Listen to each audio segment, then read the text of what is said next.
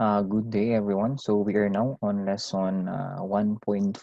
Still, we are on lesson number 1. So uh, I'm doing this parang, okay, so even we have under lesson number 1, I am subdividing lesson number 1 into different sections. So that is why may kita mo may lesson 1.1, 1.2, 1.3, 1.4. And of course, I am doing that kasi if you're going to tackle all of lesson 1, 1 hour or 1 hour and a half is not enough for me to discuss all of the things within different lessons. And of course, it is more difficult for us to download the file or the video file if you would like to download the file or the video pag masyadong malalaki. Like for example, pag 5 hours yung video ko or 5 hours yung recorded voice together with the video, it would be difficult for you to download or to listen, di ba? And kaya gano'n. Baka maybe some of you are asking bakit kaya ang daming lesson 1.1, 1.2, 1.3 baka abot pa rin ng 1.6. So I'm only doing that one para ma-divide on the different sections ng lessons natin. Okay, so here in lesson 1.4, we're now done on the part of evolution, a short review based on the things that we have discussed. We have discussed the evolution of man, evolution of society. So lahat na yon. So parating na tayo sa culture. But before that one, before we move on the culture, I think may last part tayo na hindi na-discuss within the lesson 1.3, which is the race and ethnicity. And here, when you say tapos na yung race, di ba? When you say race, it pertains uh, on the physical appearance or physical attributes of a certain person who is part of the group. Like for example, pag brown ang skin mo, they call you as a Filipino. Depends on the people who are judging you, di ba? Pag black ang skin mo, they would know that you are a maybe black American or black African and all of those things.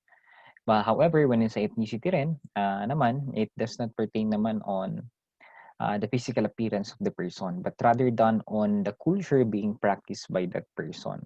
So I think my example before was, ano example ko noon? Parang ano ata, here in Cordillera, we are practicing some culture that made us Cordilleran. Like for example, the use of kanyao, di ba? And I think it is somewhat unique here in the Philippines. I do not know in some cultures as well, kung meron man sa Mindanao, who are practicing Kanyao. But of course, Kanyao is somewhat unique here in Cordillera. Diba? That made us Cordilleran. You are practicing Kanyao, kaya sinabi kang Cordilleran ka. Diba? Anyway, let's proceed now with minority group here. When you say minority group, it refers to the group that is numerically lesser than the rest of the population. So of course, kaya nga minority group, the number of the population is somewhat limited compare with the general population natin. They are in a non-dominant position whose members possess ethnic, religious, or linguistic characteristics which distinguish from the rest of the population. So still, it is still based on the population of a certain group na minsan nakakaligtaan ng ibang organization or even the government that they are creating some laws that may affect these people. Like for example, yung mga, yan, sa baba natin, some features of minority group are the members suffer from various disadvantages. Sorry. At the end of another group. So one very good example here is we have brothers, yung mga Aita natin, di ba? And they are somewhat located in the province of Zambales, even in Subic. And when you try to go in Subic, kahit in Olonga po as well, kahit somewhat civilized na doon, there are different buildings built in Subic and then Olonga po, may mga nakakalat pa rin na Aita natin. Na minsan nagbebenta sila ng their own mga wooden products nila. Like for example, the flute, all of those things. Yun. So, one good example here on their own disadvantage na experience nila was, of course, I think here in some part of Tarlac ata, I know, some part of Pampanga, malapit din sa Subic na yun. I think that is on Florida Blanca ata, but I'm not sure. But anyway, from that issue, ang nangyari doon, so they are creating now a stadium or a certain coliseum kung saan they will conduct parang gumagawa kasi sila noon ng a new city, in Angeles din pala, stadium. And of course, they need to cut different trees. They need to get some parts of the area in Pampanga. And then, of course, as part of that project, madaming nakatirang mga ITAS natin on that certain area. Ngayon, minsan nawawalan sila ng voice for them to tell to the government or to tell to some private individuals not to continue the creation of such project. Kasi nga, it will compromise the livelihood of those people. Diba? Of course, yung tirahan nila. And sana sila kukuha ng pagkain nila. And remember, hindi naman lahat, most of ITAs are depending their own livelihood in their own environment. So, uso pa rin sa kanila yung hunting. Even though they are going to the market, of course, wala namang masyadong pera yung mga yan, di ba? So, food nila, kadamihan pa rin, they are on the hunting. Parang, di ba, sabi, hunting and gathering, looking for plants, planting or growing plants, growing rice, all of those things. So, therefore, pag kukunin mo pa yung lupa na yan, paano na sila mabubuhay? So, those are one of the disadvantages na na-experience ng ating mga minority group. And most likely, when you say minority group, this pertains on yung mga indigenous people natin. Not only ITAS, I'm not only pertaining to ITAS, but as well as here in Cordillera, minsan meron din. Of course, here in Cordillera, we have a lot of indigenous people, di ba? Hindi tawag dito sa Cordillera, Igorots, di ba? May mga Itneg, in Abra, of course, yung mga yun. And all of the Bontokes from Mountain Province, all of those things. And number two, they are identified by group characteristics that are socially visible. So, ibig sabihin, parang race na rin yan, di ba? You are now being classified based on your own characteristics. Okay, here in letter B, it does not pertain on the physical characteristics, pero kasali siya sa physical characteristics, pero hindi siya limited pala. Okay, it's not limited on physical characteristics, para siyang pinagsama na race at ethnicity. So ano ba yung physical characteristic ng tao as well as yung culture ng tao that made that person, let us say, Aita, let us say, Igorot. Okay, ano bang meron sa kanya? Ano bang ginagawa niya? Kaya tinawag siyang isang Igorot or Aita. Now, like for example, di ba? How will you say that a person is Igorot? Sir, based on the color of their skin. They have dark skin, very small, ganun ba? Of course, hindi naman siya ganun talaga. Kasi if you're going to look naman, here in Cordillera, ang skin nila hindi naman dark. Ang dami pang mistiso, di ba? They have white skin, hindi rin naman maliliit. Alam natin, medyo malalaki siguro ang mga nila, muscles nila, muscle yung mga babae, di ba? We have yung mga butoy nila, sabi na, kinakahiyan nila yung butoy nila, pero but of course, hindi naman. All of those things. Of course, pwedeng sabihin natin, the person is an igorot, not by the physical characteristics, but by the action that he is doing. Like for example, the person is believing or practicing kanyaw, o kumakain siya ng utag, kumakain siya ng kiniing, and then kung may mga tayaw, nagbabahag siya, and then naggagansa. So we could say that he is an igorot now, di ba? All of those things. But still, it's not limited on how the way you practice, but as well as on the bloodline, kung talagang may dugo ka rin na indigenous people ka, all of those things. And number 3 here is we have, it is a self-conscious group and with a strong sense of oneness. Yan naman ang maganda sa ating minority group.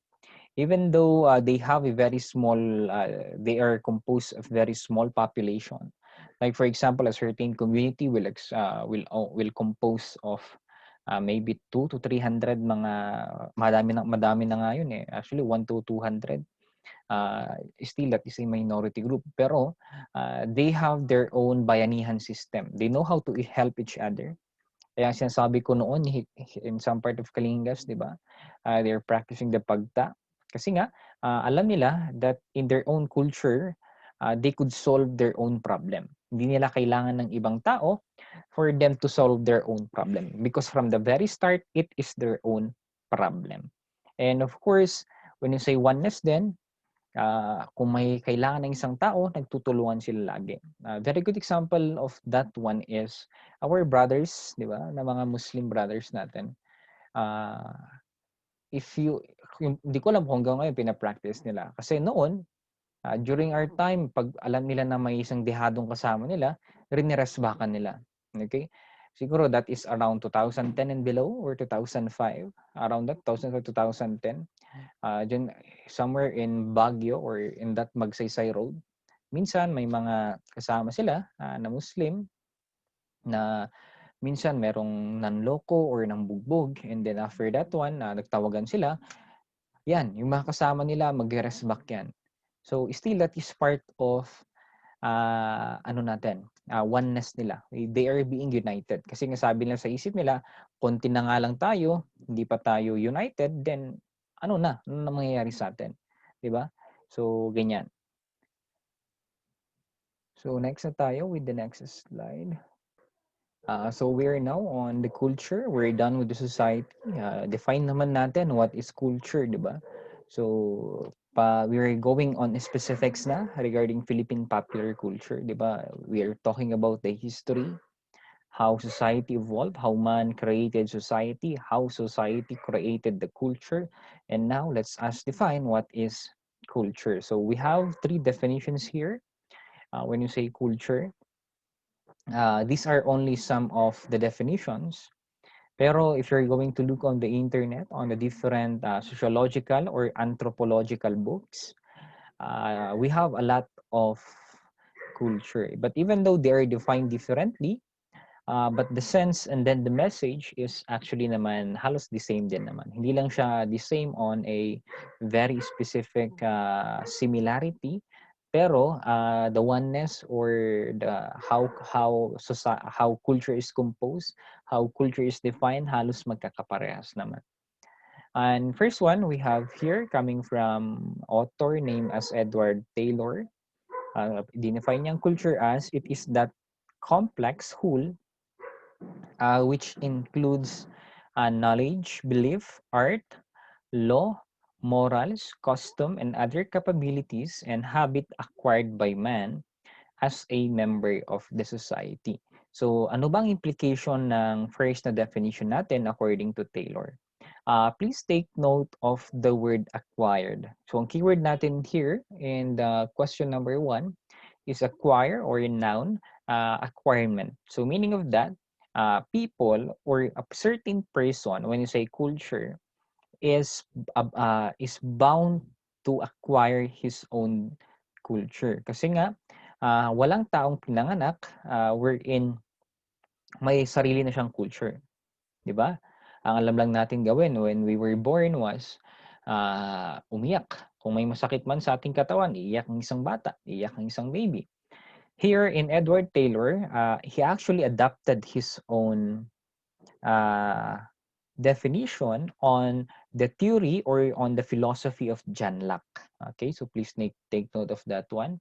And sino ba si John Locke? John Locke is a English philosopher, who is in line with different academic fields. Like for example, in political, may mga political philosophies din siya, economic philosophies.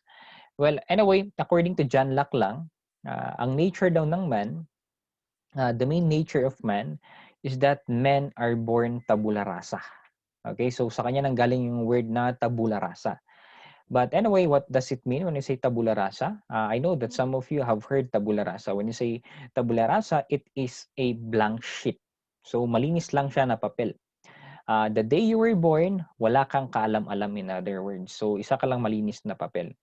Pero as you grow up, you are writing different memories, you're writing different experience on that tabula rasa. So therefore, para na siyang diary.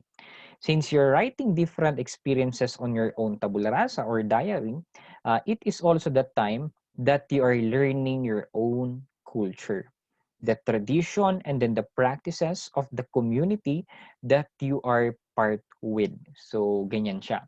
So, ibig sabihin, when you say culture here, culture is actually learned by a certain person. It is acquired by a certain person kung saan mang parte ng lugar siya destino or nakalocate.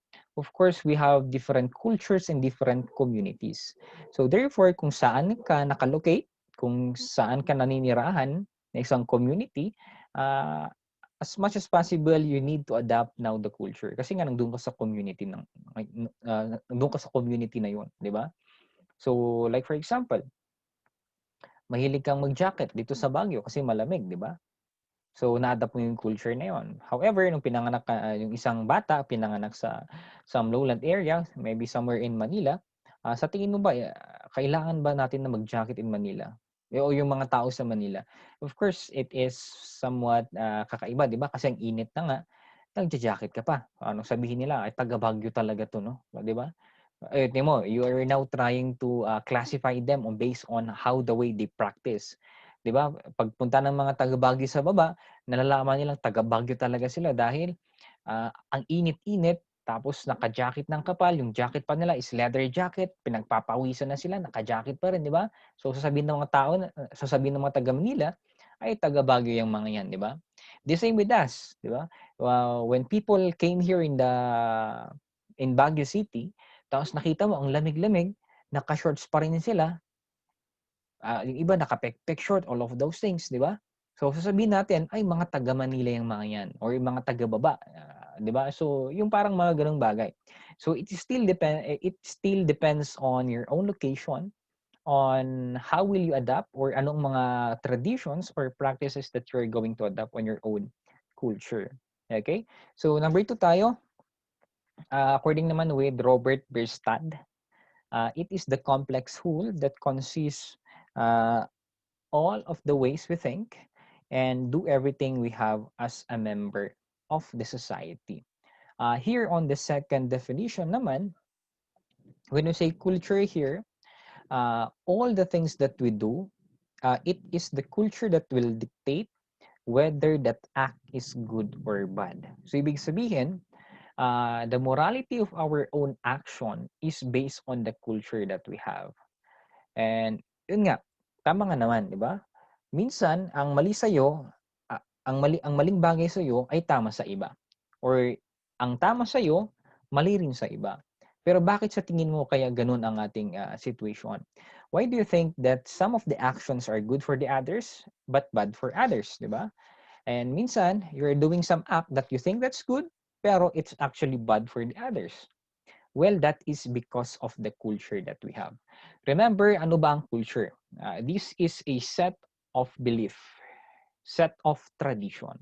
So ito ang kinasanayan ng isang tao na gawin. Pero yung isa naman, hindi nila ginagawa yun sa kanila. So therefore, there is now a conflict of culture.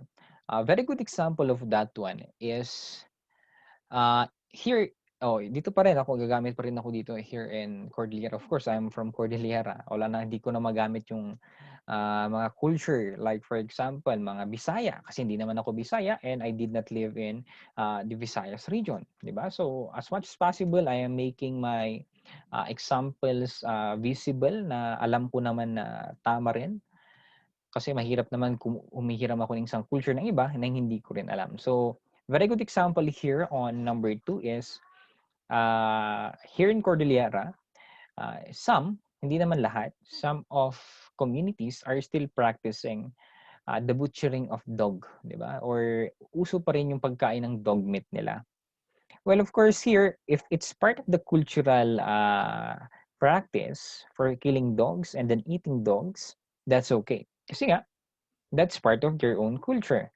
Pero, when you try to ask someone, kahit man sang kagaling or animal lover siya, kahit part pa man yung culture nila, of course, he or she will not accept the fact that they are killing dogs or they are eating dogs. Kasi nga, animal lover siya or a dog lover siya. So let us say madami siyang pets na inalagaan na dog. So para sa kanya immoral ang pagkatay or pagpatay ng isang aso. Pero yun ang sinasabi natin. It still depends on the culture.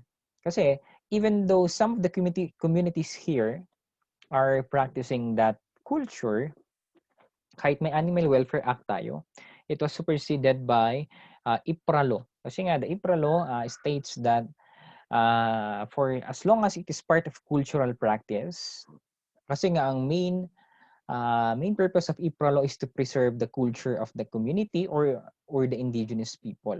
And of course, we have the Animal Welfare Act that you're not allowed to kill, to eat dog meats, 'di ba? May specified pa talaga na dog meat siya. You're not allowed. Pero pag part yan ng isang IPRA law or part yan ng isang culture and we need to preserve the culture, sinusupersede niya yung Animal Welfare Act. Even though they try to go in the court, magkakaroon ng hearing and so on and so forth, depende rin kasi. Kung ma-prove naman ng isang mga nagreklamo na yung pagkatay ng aso is not actually for cultural practice, doon na ang malalagot tayo. If it is only for giving pagpapainit lang ng katawan, nagutom lang dahil nakakita kami ng aso, nagutom lang, kung ganun lang, mahuhuli talaga kayo. So, ganun ang sinasabi ko. We have different morality on different action. So, therefore, it is now the culture that will tell us the morality of your action. Regardless of your own action, it is your culture that will tell the act is good or bad. Okay? Next, number 3 tayo is we have the realm of styles, of values, of emotional attachments, of intellectual adventures. So, ang ibig sabihin lang dito sa number 3 natin, when you say culture, culture is not automatic. When you say automatic, hindi sinasabi ko kanina, hindi paglabas mo sa sinakupunan ng nanay mo, may sarili ka ng culture. Okay? So, hindi siya ganun. Culture daw, according to Page and McVer, is that culture is being created by communities, by people from one generation to another. Because culture is also subject to change. Walang culture na hindi nagbabago. Some culture are preserved, but even though it is preserved, we cannot actually practice the pure culture that they're practicing before. Because, of course, we have different situations in life. Yung iba siguro noon napapractice nilang ganun kasi wala pang mga gantong mga bagay. Pero ngayon, iba na ang sitwasyon natin. So, kailangan pa ba nating practice yung culture? But what I'm only telling here is that, according to Page and McVer, is that ang culture daw natin ay ginawa. Hindi yan automatic given by God. Culture is not created by God. It is created by people. Di ba? Even though sabi natin in the Bible, we have the 10 Commandments and then the Bible is a culture, pwede pa rin siyang way of life natin. Pero iba kasi yung culture in Bible. They are different from each other. When you say culture, it is created by people and people are now developing different cultures. When I say developing, nagbabago ang ating culture. There is no absolute culture practice from the first generation hanggang sa generation ngayon. Wala, 'di ba? Lahat talaga ng bagay lahat ng mga bagay nagbabago. Tao nga nagbabago, culture pa kaya, 'di ba?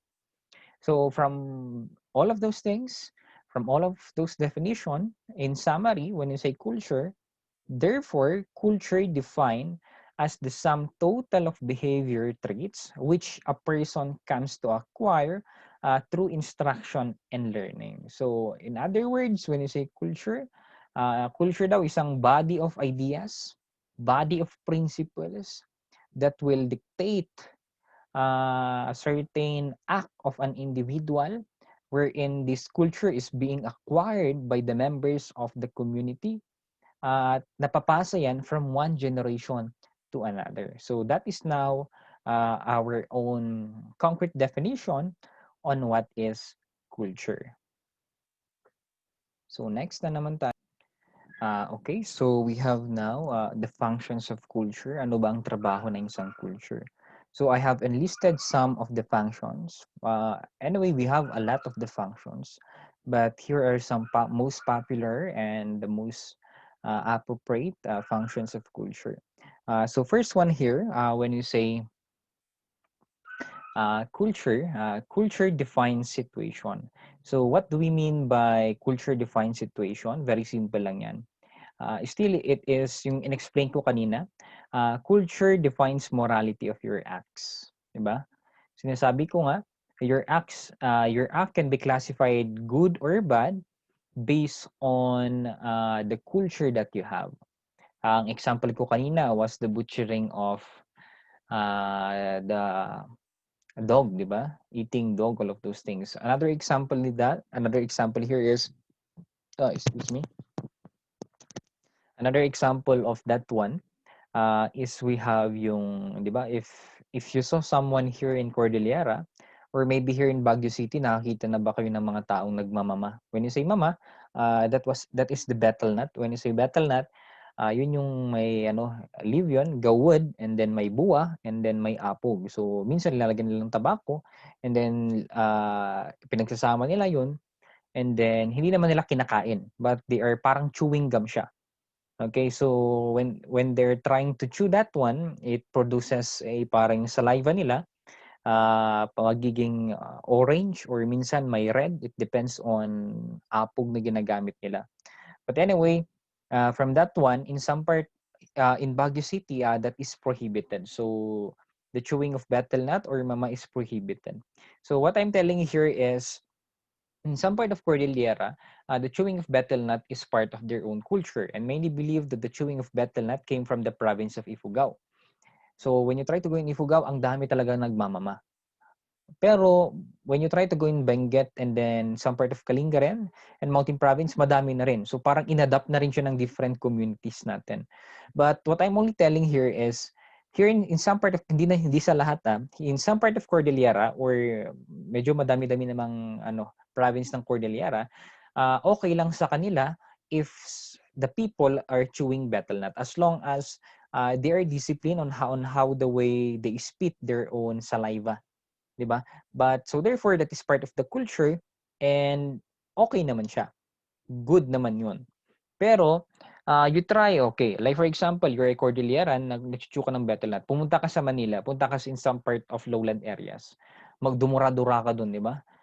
And of course, the people there who are not from Cordillera would perceive na, they would perceive na that is actually bad. Dugyot, in other words, sabihin nila, di ba? Wala ka man lang pinag-aralan. Kung saan-saan ka dumudura, ano ba yung dinudura mo? What all of those things. So, yan nga sinasabi natin. Culture defines situation. Depending on your own culture, kung saan ka manggaling, of course, your act is being defined by your own culture. If you're Cordilleran, you're practicing the chewing of betel nut, and therefore that's okay. And then, if you're from Manila, you're chewing betel nut, someone is chewing betel nut, you would perceive that one as bad. And of course, the morality of act is still based kung saan mo ginagawa yung action. Diba? Even though the act of chewing betel nut is good, it is only good if you're practicing that one here in Cordillera. And in some part of Cordillera, accepted naman ang pag-chew ng betel nut natin. Pero of course, in Manila, bawal talaga. So, ibig sabihin, you need to respect the culture or the rules and regulations of ng mga taga Manila. Ganon din sila. Pag umakyat sila dito sa Baguio, they also need to respect our own culture. Kung may nakakita man sila na nag-chew ng betel nut, dapat hindi nila i-judge yung tao. Okay, they don't need to judge the people who are practicing their own culture, because from the very start, they are the ones who came here in our own culture. It is their own responsibility to respect our own culture. The same as well to us. When you try to go in their own places, kailangan din natin na irespeto ang kanilang culture. So next natin dito ay culture is the treasury of knowledge. So yun nga, sinasabi natin, when you say treasury of knowledge, this is the body of ideas. It is the collection of customs, collection of beliefs. Diba? Here in Cordillera pa rin, Ano bang mga knowledge na meron sa atin dito? Noon, 'di ba, in order for us to preserve our meat or mga pork natin, and wala tayong refrigerator noon. So ang ginagawa natin, there are two things that we could preserve our own food in terms of meat, 'di ba? We have the utag. When you say utag, ang ginagawa nila noon, meron yung meat natin and then lalagyan lang ng asin and then ipapaaraw. And of course, we all know that asin or salt is a preservative that we could use. And then even though may mga uod na lumalabas, on the first and second week lang naman na may uod eh. On the third and then 1 month na, okay na yung karne. Di ba? Ang paborito ko nga yun eh, kaso lang yung kiniing eh. Di ba? When you say kiniing naman, ito yung karni siya na ibibitin sa isang alam niyo yung lutuan, dirty kitchen or dirty na you're using woods in order for you to cook. So hindi ka gumagamit ng gasol, and of course it produces black smoke or depending on what wood you're using. So ang nagpre-preserve sa karne ay yung usok mismo. Pinapausukan yung karne and then yung karne nagiging dry. May uod din na lumalabas doon. But only on the first and the second week. So yan. Number 3 natin is we have culture provides behavior patterns. So when you say behavior patterns, ano ba yung mga attitude ng tao that is somewhat the same in that certain culture? Example lang naman ako. Okay, example natin, we have a certain group here in Cordillera or here in Benguet, di ba? We have two major groups in Benguet, named as the Kangkanais and then the Ibaloys. Now, for Ibaloys, ano ba ang sa tingin nyo ang mga Ibaloy? Ano ang conception nila when they say that you're an Ibaloy? Kadamihan, when they try to say that you're an Ibaloy, sasabihin nila, shayak bango. Diba? What does it mean? Mahiyaing tao, in other words. So, sila yung mga ayaw nilang nakikipag-usap sa mga ibang tao ng masyadong maingay, as much as possible, sikreto dapat ang, hindi naman sa ganon. Sikreto yung mga pag-usapan nila, hindi sila yung maboka, all of those things. However, when you try to compare with other cultures, especially pa rin sa lowland areas natin, di ba, meron yung ibang culture natin in lowland area that they are shouting to each other kahit magkaharap na sila, which is part of their culture pa rin. Diba? Yung nagsisigawan sila, magkaharap na nga sila, nagsisigawan sila. Now, of course, pag nakakita ka ng isang Ibaloy and you're from lowland area and your culture is somewhat, alam mo yun, mahilig kayo magsigawan, you are shouting to each other, para kang kakaibang tingin mo sa mga Ibaloy dahil ano ba naman, mahiyain masyado, all of those things. Of course, as well as with the Ibaloy people, sasabihin nila, anya mo tandag ito yan, diba? Ano ba naman tong mga to? Diba? Magkaharap na nga sila, nagsisigawan pa rin sila. So, parang those two sets of culture are now judging their own counterculture. So parang ganon. Kasi nga, we have different behavior patterns. And sometimes some of our own behaviors or attitudes are based from our own culture. Ganun kalakas ang culture natin. It affects our daily lives. Saan ka man pumunta, nandiyan pa rin ang culture sa utak mo, all of those things, di ba? Next, we have itong culture defines values, defines attitudes, values, and goals. Still, that is the same sa culture provides behavior patterns. Yun nga, we have different behaviors, different values, depending with our own culture. Next natin, culture models personality. When you say personality, still para pa rin siyang based sa culture natin, based sa ating attitude natin or behavior natin. Like for example, if you're an Ilocano, di ba? Uso sa inyo ang paggamit ng manong, manang, tatang, okay. Before you start a sentence and then after you end the sentence, dapat may manong or manang. Like for example, manong, pahingi ng pera mo, manong, manang, pupunta ako sa ganito, manang. So lahat daw ng sentence before me start yan, mayroon ka ng respeto sa taong kinakausap mo. Of course, if the person is older than you. So, even nga, pag mas bata sa'yo, yung tawag sa'yo is adding din. It's like a respect naman for those who are younger to you. Di ba? Yung mga ganung bagay. And then next here is we have the culture decides our own career. Yan, still, the culture is very powerful, maybe in terms of profession. You try to compare lowland pa rin and then highlands. Kasi okay, baka sabi niyo, sir, lagi na lang Cordillera and then lowland areas. Ganun talaga. Kasi nga, if you're going to compare talaga, ang daming difference ng culture ng mga lowland people from Pangasinan, Ilocos, or Manila man yan, and with the highland people. Okay? So, culture decides our own career. Now, when you try to go in the province, especially maybe in some part of La Union or Ilocos, kasi I've been there for, lagi naman ako bumibisita doon, and I've been living here in Baguio and here in Benguet as well. And then I observe the difference of culture. I observe their own difference on how they look profession.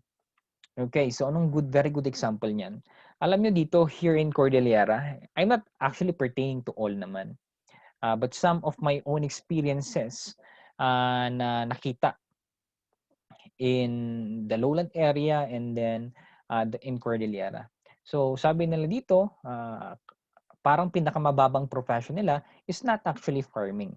Farming is actually parang the highest profession. Kasi in some point, did you ever know that even in farming, mga big time kaya mga farmers natin dito here in Benguet, minsan nalulugi sila, pero pag naka-jackpot yung mga yan, milyon-milyon yung mga yan. As long as alam lang nila mag-handle ng pera nila. Pero what I'm telling here is, minsan may some of our relatives, kung sa tingin nila wala kang pang-aral, tapos ayaw mo naman mag-farming, sasabihin na nila na mag-teacher ka na lang. Okay? Mag-teacher ka na lang, sabi nila. And they look in some point that teaching profession is mababa siya. Parang hindi siya, mababang profession siya, in other words.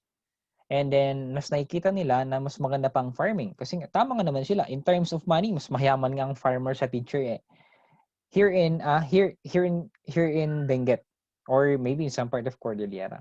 I don't know. But here in some part of Benguet, mas mayaman pa ang farmer kaysa sa isang teacher. Kaya sabi nila, kung ayaw mong mag-farm, kung tinatamad ka, gusto mo talaga mag-eskwela, mag-teacher ka na lang. Kasi nga, parang yan ang pinakamadaling profession, in other words. Pero, when you try to go in the lowland area, kaya doon nga rin ako nagulat. So I've been living here in Baguio City, even here in Benguet for how many years. And then, yun ang lagi kong naririnig. Mag-teacher ka na lang, all of those things. But anyway, when you try to go in the province, in some part of Ilocos, in La Union, so nagkakandak rin kami doon ng mga seminar namin before, different researches. Alam mo, pag teacher ka, ang taas ng tingin nila sa'yo. Okay? So tatawagan ka talaga ng ma'am, sir, so lahat ng mga bata dyan, di mo mabibilang, mga ma'am, sir, mataas ang tingin nila. Even the parents, they look upon you. Kung may problema sila, even the problem is not about academics, ikaw laging tatawagin nila. Okay? Like for example, may nanganganak doon sa kapitbahay nila. Tatawagin na naman nila si teacher. Kung may kailangan sila, si teacher na naman. So parang your own profession in teaching in the lowland area is somewhat noble compare here in Cordillera or here in Benguet. So hindi ko naman sinasabi na unfair dito sa Benguet. What I'm only telling here is we have different cultures.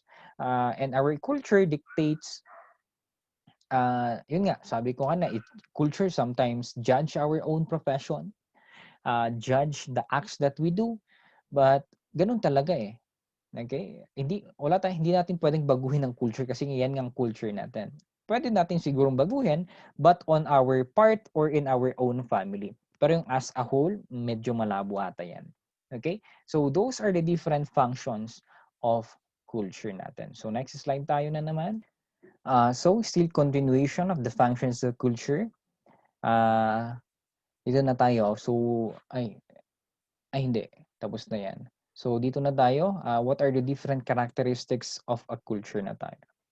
So, first one is culture is learned. From the word itself, napag-aaralan ng culture natin. Sabi nga ni John Locke, na kinote ni Taylor, that men are born tabula rasa. Men are born without knowledge. And as they grow, and as they become part of the culture, they are now learning and adapting culture itself. Kasi even though culture is being created by the people, of course, ang kailangan mong gawin, you need to adapt the culture that has created before you were born. Di ba? Kung pinanganak ka, meron ng culture dyan. Ang gagawin mo na lang, you need to learn and then you need to adapt on that certain culture. So, papasadahan ko lang to, hindi ko na-explain, elaborate it sa isa. Culture is transmitted, of course, culture is being passed from one generation to another. Of course, many of our culture was passed coming from our own forefathers. Nanggaling kay lolo, kay lola, pumunta kay father, mother, sa parents natin, pumunta sa'yo. In the future, magkakaanak ka din, ipapasa mo na naman yung culture na inadapt mo coming from your own parents. And then, kung magkaapo ka, and so on and so forth. Pero, kahit ganun man ang isang culture natin, still, we cannot deny the fact about the change with our own culture. Like for example, siguro in your own lolo and lola, they're practicing kanyaw, di ba? And then pinasa niya kay father at mother mo, still they're practicing kanyaw. Nung pinasa na nila sa yung kanyaw, let us say wala ka namang ganung kalaking pera, sabi mo practical na lang kahit na naginip ako ng masama, hindi na ako magkakatay ng baboy. Di ba? And then, na-adapt na ng anak mo yun. So, therefore, the culture now, para siyang nawawala na. Still, sabi ko nga, some culture fades or some culture rise depending on the situation of the person. Kung talagang gipit ka, anyang higarod, di ba? Alangan naman kumatay ka ng 20 na baboy kung hindi mo naman kayang bumili ng 20 na baboy, all of those things. Di ba? So, what I'm telling here is that napapasa ang culture natin from one generation to another, pero hindi siya assurance na yung culture will be preserved and will be retained by the bloodline. Ganon. Kasi nga, it is because of the situation that everybody is facing. Number 3 here is we have culture is social and then collective. So, ang ibig sabihin nito, when you say collective, group of people follow the custom. When you say culture, hindi kasi yan, ang culture ay hindi lang isang bagay na fina-follow ng isang tao. Culture composed of communities and culture composed of group of peoples. Remember, meron tayong word na peoples. When you say peoples, these are the different group of people. Diba? But anyway, when you say social and collective, kahit man dalawa kayo or 10 lang kayo na nagpa-practice ng culture na to, still that is culture. Kasi hindi mo pwedeng sabihin culture ay culture pag ikaw lang ang nagpa-practice ng isang culture na yan. Okay? Next, culture is ideational. When sa ideational, culture is created by ideas of man. Yung sabi ko nga kanina, I think that was the definition given by MacVer and then Page, that culture is created by man. It's not created by God, sabi nila. And kaya nga, it is created by man, depending on the environment that man is living, he is creating his own culture. Sabi ko nga, pag lumaki ka sa Baguio, malamig sa Baguio, gumagamit ka ng jacket. Pero pag nanirahan ka naman sa mainit na lugar, in some lowland areas, of course, you're not using your own jacket. Yung mga sinasabi natin. Next, culture is gratifying. When you say gratifying, it pertains about the satisfaction because you know that what you're doing is part of your own culture. So, ibig sabihin yan, paano ba nakaka-gratify ang culture sa atin? Pag alam mo that you're practicing your own culture. Kasi minsan, nakokonsensya ka nga, di ba? Part ng culture mo yan, pero hindi mo pinapractice. So, minsan, nakokonsensya ang tao. So, therefore, if you know to yourself that some of your actions are being practiced because of your own culture, and therefore, that is good. Like, for example nga, part ng culture mo, kung nanaginip ka, may isang na panaginip mo, may isang bad luck, and then sa panaginip mo, sabi niya, kailangan kumatay ka ng 5 baboy para maalis yung bad luck na yan. And then may pera ka naman, so bumili ka ng 5 baboy. So, it will give your own satisfaction kasi nga, you practice now your own culture. Ngayon, para ka namang natataranta pag hindi ka nakakatay ng 5 baboy. Kasi nga, hindi mo kaya. So, Ang sinasabi ko lang dito, from the word itself, it pertains about satisfaction. If a person practice his own culture, so ibig sabihin yan, you are satisfying yourself based from your own culture. Culture is adaptive. When we say adaptive, culture adapts to the society. Yun na nga sabi natin. When we say adaptive, in other words, when we say adaptive, culture is actually changing. Nag-iibang culture natin from one generation to the other. Kasi nga, minsan, iba ang situation natin sa society. Madaming nagbabago, in other words. Kung noon, talamak ang pagkatay ng mga aso, kahit hindi siya part ng culture, pero nung nagkaroon ng tayo ng Animal Welfare Act, of course, pinagbawal na yan. So, ang dami kayong, okay, I think that was here in 2005 or 2005, ang dami kayong restaurants dito. Here in, not only here in Baguio City, but as well as in La Trinidad, in some part of Benguet. Ang daming restaurants who is really intended for dog meat. So, yung mga restaurants na yun, talagang kainan ng aso, in other words. Kasi nga, alam mo yun, some people here ay sanay na to eat dog meat. Pero, of course, because of the change in our own society, we have the Animal Welfare Act, natanggal na yung mga yun. Okay? Culture is an integrated whole. When it's integrated whole, sabi ko, ulit-ulitin ko pa rin, culture is also a collection of cultures. So, paano ba yan? When you say, culture is a collection of cultures. Very good. Very good example of that one is here in Cordillera. Sa tingin nyo ba, iisa lang ang culture natin here in Cordillera? Hindi. Di ba? Kasi sa Cordillera alone, there are different cultures. There are different dialects. There are different tribes. Different language. No, it's not called language kasi nga local siya. So sa dialects pa lang magkakaiba na. So paano pa kaya sa culture itself? So ibig sabihin, even though we have a Cordilleran culture, it does not mean that all of the cultures in the Cordillera are actually the same. So hindi siya ganon. And next, we have culture shared. When you say culture is shared, some culture or some practices have their own similarities compared to different cultures as well. So yan ang characteristics natin in terms of culture. So next is we have now the components of culture. So first one, we have the knowledge. So knowledge is defined as the total range of what has been or perceived as true. When you say knowledge, ito yung mga pinapractice ng mga members of a certain community or practicing a certain culture on which they believe na ito ay katotohanan. So in some point, pwedeng when you say knowledge, ito yung mga pamahiin ng ating mga ninuno, ng mga lolos and lola natin. Kadamihan dito sa knowledge natin may mga pamahiin. And when you say pamahiin, some pamahiin is not actually aligned in on reality or on science. Kasi nga, madaming, of course, with the use of science, alam na natin, itong mga bagay-bagay na to. Like for example, masakit ang tiyan mo. Kailangan mo daw ay pumunta ka isang albularyo. Hihilutin ng albularyo, gagaling ka na. Of course, pag doktor ang kausap natin, they would discourage you to go with those fake, hindi naman fake healers, di ba? Yung mga albularyo na yan, para gumaling ka, di ba?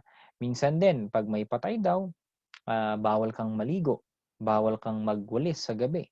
Kasi nga, that is a bad luck. So still, that is part of the knowledge imparted on or embedded on a certain culture. So whether based on the science, totoo man yan o hindi, still that is part of our own culture. Kasi nga, we are composed, we are part of that culture, I mean. So here, we have different kinds of knowledge. Unahin muna natin tong natural knowledge. And when you say natural knowledge here, this is the accumulated facts about the natural world, including both the biological and physical aspects. So, ibig sabihin, ang natural knowledge natin ay it is actually in line with the natural world, meaning it is in line with reality. So, ito yung mga bagay-bagay na mga ginagawa natin or pinapaniwalaan natin na proven naman ng science. So, may sarili tong explanation in science alone. So, very good example of that one. Sabi ko nga, here in Cordillera, we are practicing the use of atag, di ba? We are using asin or kiniing or the smoke in order for us to preserve our own pork or meat. So sa tingin niyo ba totoo ba 'yan? Is that in line with science? Is there a explanation na preserve ba talaga ang meat? Of course, yes. Kasi nga may mga particles ang asin at ang usok na 'yan that may preserve a certain meat.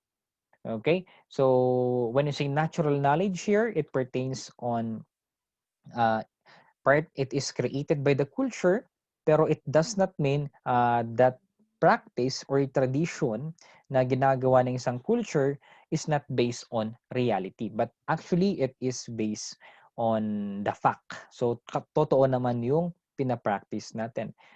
Aside from kiniing, ano pa ba sa tingin nyo na isang natural? We have a lot actually, pero hindi ko rin alam kung ano yung mga iba kasi I'm only limited here. In some part of Ilocano, meron ba silang mga pinapractice? Of course, yung sabi ko kanina, yung mga pagwalis ng gabi, that is a bad luck. Pag New Year daw, kailangang paputukan mo yung bahay. Ganun ba yun? All of those things. Those are, wala tayong scientific explanation doon. So, ibig sabihin, hindi siya part ng natural knowledge natin. So, parang haka-haka lang yan or pamahiin lang yan. And then next, we have the technological knowledge. When you say technological knowledge, ito na yung gumagamit tayo ng tools. Pwedeng gumagamit tayo ng isang bato or isang invention for us to solve our problems in our own, maybe in livelihood, in our daily problems. And very good example of that one ay yung ano natin, farming, di ba? Of course, farming is already part of the culture that we have. So therefore, ano ba ang mga technology natin ginagamit in farming? 'Di ba noon gumagamit lang tayo ng mga kamay in terms of making a ano bang English no? Yung gagawa ka ng arado or ng kama, somewhat like that. Kamay lang gamit natin, but because of advancement, meron ka ng gabyon, 'di ba? Meron ka na ring pang-araro. O, 'di ba? Pang-araro sa yung ano ng kalabaw or baka, inaararo nila yung ano. Minsan meron na rin tayong some technological advancement, like for example, may gamit ng kuliglig or traktor, 'di ba? In other words, all of those things. So still, that is part of technological knowledge. So minsan, they are adopting some practices to make their own livelihood easy. Para, of course, sino ba naman ang ayaw gamitin ng isang technology? Of course, we all know that technology is created for to make our own living easy, di ba? Imagine mo, kung wala kang technology, nagtatanim ka lang, and hindi mo alam kung paano i-process ang lupa mo, gamit lang ang iyong kamay, come on, di ba? So ibig sabihin, culture as well is adapting, considering that gumagamit na tayo ng technologies. Next naman, supernatural knowledge. Of course, that is very obvious naman to a lot of cultures natin. The perception about the actions of gods, demons, angels, or spirits. So, especially here in Cordillera, we have, okay, we are calling our different gods depending on their names. Depende kung anong religion yan, di ba? Of course, if you're Roman Catholic, pwedeng Lord, Jesus Christ. Muslim, they call them as the Allah. And then in some part of mga paganism here in Benguet, they call them as pagan. Yung mga paganism natin, kabunyan ang tawag nila. So, yun. When you say supernatural knowledge, para rin siyang gods and goddesses or mga mythologies of mga like Poseidon, all of those things. So bawal ka dapat na maglaro sa tabi ng mga pansyon kasi that is a bad luck. Pangit yan kay kabunyan. dapat ganito ang gawin mo according to kabunyan, all of those things. So, yun yung mga supernatural knowledge natin. So, in other words, we believe in God, and I think that's good for all of the communities, for all of the cultures. Kasi nga, alam naman natin if we have fear to God, in some point we fear to do some evil actions kasi we believe in karma, and karma is being given by our own God, 'di ba? Kung may masama kang ginawa, alam mo na paparusahan ka niya. Kaya in some point it prevents you on doing an action that you think is against the will of a certain God. Yun nga lang, ang pangit kasi pag minsan yung God na naniniwala sila, medyo hindi siya align in a parang public morality. Like for example, may some culture na naniniwala that in every year dapat mag-alay sila ng mga bata, yung mga ganong bagay. Kasi kailangan yan. Kung hindi, mamalasin daw sila. So, that's part of their own culture pero medyo nakakalungkot man isipin na may mga ganong mga bagay, di ba? But still, that is supernatural knowledge natin. And then next, we have the magical knowledge or the perceptions about methods of influencing supernatural events by manipulating certain laws of nature. Yan ang sinasabi natin, yan ang mga pamahiin natin. Even though pag, kunyari, mga babae nanganak, I think it is a culture of Ilocano. Tawag ata nila dito is it is a tanggad. When you say tanggad, kakapanganak ng isang babae, para siyang you are not allowed to eat a lot of foods. Like for example, bawal ang malansa. Bawal ang mga, alam mo yun, mga some part of gulay. As long as possible, dapat pale lang or clear or simple lang dapat yung dish na hinahain sa'yo. Or malunggay lang at tubig, tapos lagyan mo lang ng asin. Yun lang dapat ang kainin mo. Bawal kang kumain ng fish, bawal kang kumain na may paminta, bawal kang kumain ng mga halaman na parang may makati-kati. Like for example, yung ano ng kalabasa, yung bulong niya, ay hindi bulong, yung sabong ng kalabasa, all of those things. Even at saluyot, all of those things. So, ibig sabihin, madaming pinagbabawal sa'yo. Still, that is part of pamahiin. And then, ganun din. At sabi ko nga kanina, pag may namatayan, bawal magwalis, bawal maligo. Still, that is part of pamahiin natin. Ano pa ba? We have a lot actually. Even I'm not only pertaining here in the Philippines, kung may mga foreigners man tayo yan who are actually listening, I know that you also have your own culture and beliefs in your own country, and some of which can be classified as natural or technological, supernatural, or magical as well. So, yan. So, we have those things under knowledge.